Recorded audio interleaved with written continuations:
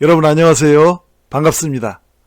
나를 싫어하는 사람이 있고 반대로 내가 싫어하는 사람이 있는데 만일 여러분이 이 둘 중 한 사람과 함께 있어야 하는 상황에 처한다면 누굴 선택하실 건가요? 이 질문에 대한 대답은 사람마다 다를 것이지만 한 가지 분명한 것은 둘 다 불편하고 짜증난다는 사실이죠. 하지만 우리가 세상 살면서 사람을 만나다 보면 이런 관계와 상황을 피할 수는 없을 것입니다. 바로 이때 이것을 지혜롭게 잘 풀어나가는 방법이 필요하겠죠. 자, 그래서 오늘은 싫은 사람 다루는 방법이라는 제목으로 여러분과 함께 이야기를 나눠보겠습니다.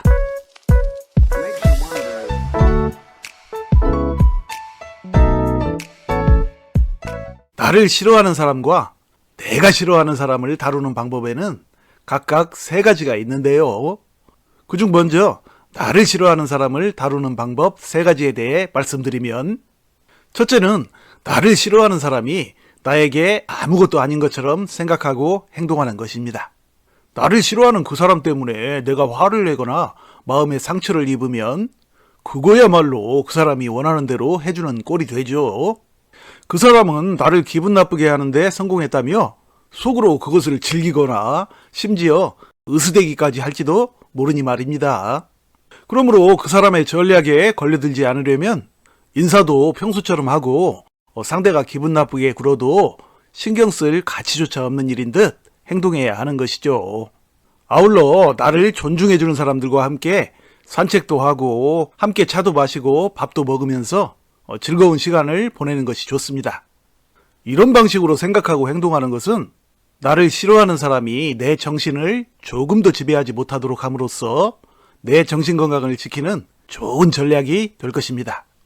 자, 그 다음으로 나를 싫어하는 사람을 다루는 방법 두 번째는 바로 그 사람에 대한 기대를 버리는 것입니다.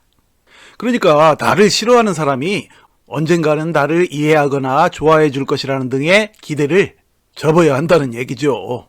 왜냐하면 나를 어떤 감정으로 대할지를 정하는 것은 오로지 그 감정의 주인인 그 사람이 해야 할 일이며 내가 정할 수 있는 부분이 아니기 때문이죠.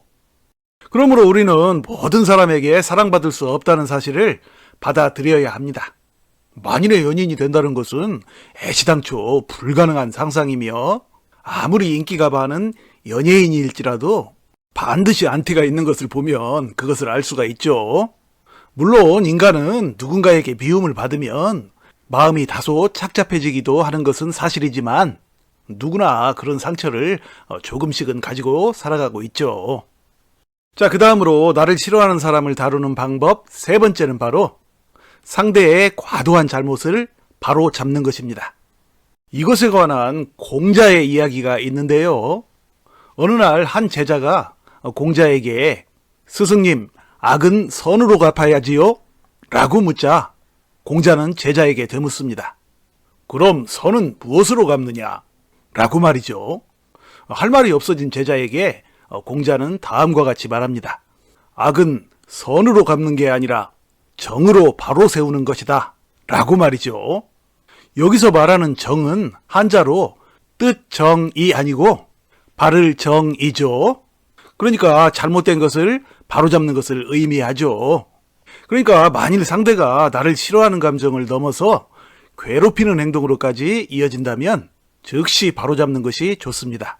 그러니까 바로 신고 등의 공적 절차대로 대응하는 것이 현명한 방법이라는 얘기입니다. 자, 이상은 나를 싫어하는 사람을 다루는 방법 세 가지였고요. 그 다음 내가 싫어하는 사람을 다루는 방법 세 가지를 말씀드리면, 그 첫 번째는 싫은 감정이 드는 순간 그것은 오로지 나의 문제임을 생각해 봐야 합니다.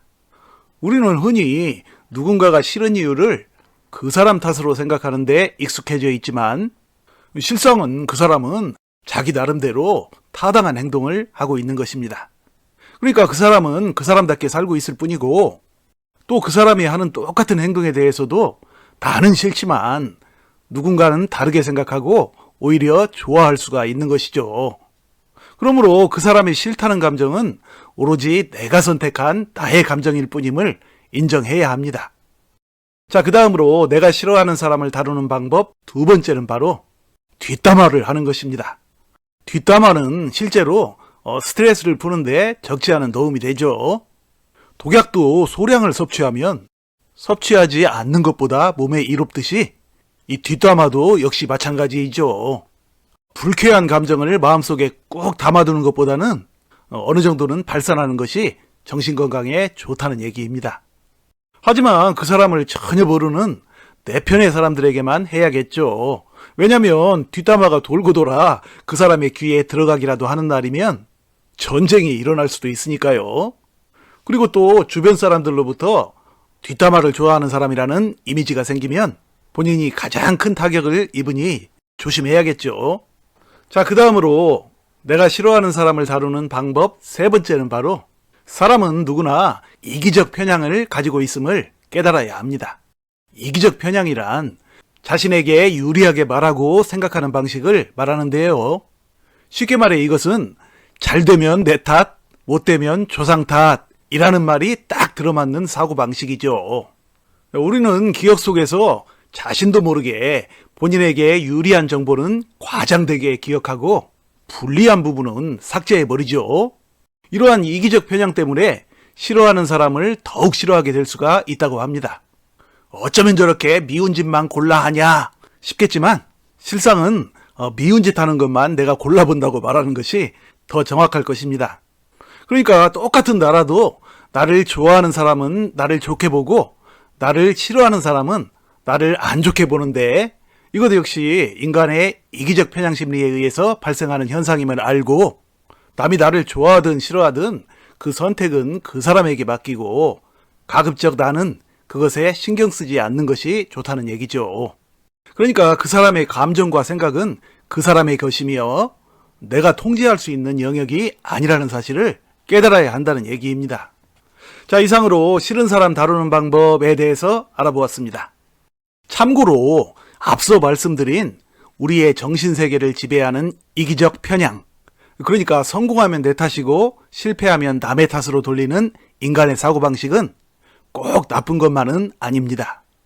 왜냐하면 자신의 상황 변화에 따라 태도가 바뀌는 어리석고 편협한 존재가 인간이긴 하지만 자기 탓과 남 탓을 적절히 분배함으로써 자존감을 유지하는 것은 오히려 인간의 정신건강을 위하여 없어서는 안 될 중요한 심리적 방어 능력이기 때문이죠. 만약 어떤 사람이 이 같은 이기적 편향과는 반대로 성공하면 남의 덕이요, 실패는 내 탓으로 돌리기 시작한다면 그 사람은 곧 우울증에 빠지게 될 것입니다. 왜냐하면 자존감을 지켜주는 심리 방어 기제가 무너졌기 때문이죠. 그러니까 인간은 실패의 경험이 반복될 때 이기적 편향으로라도 자존심을 지켜내지 못하면 다시는 새로운 과제에 도전할 용기조차 낼 수 없는 상황에 이르게 된다는 얘기입니다. 자, 이상으로 오늘의 이야기를 마치겠습니다. 네, 여러분 시청해 주셔서 감사드리고요. 늘 건강하시고 행복하세요. 고맙습니다.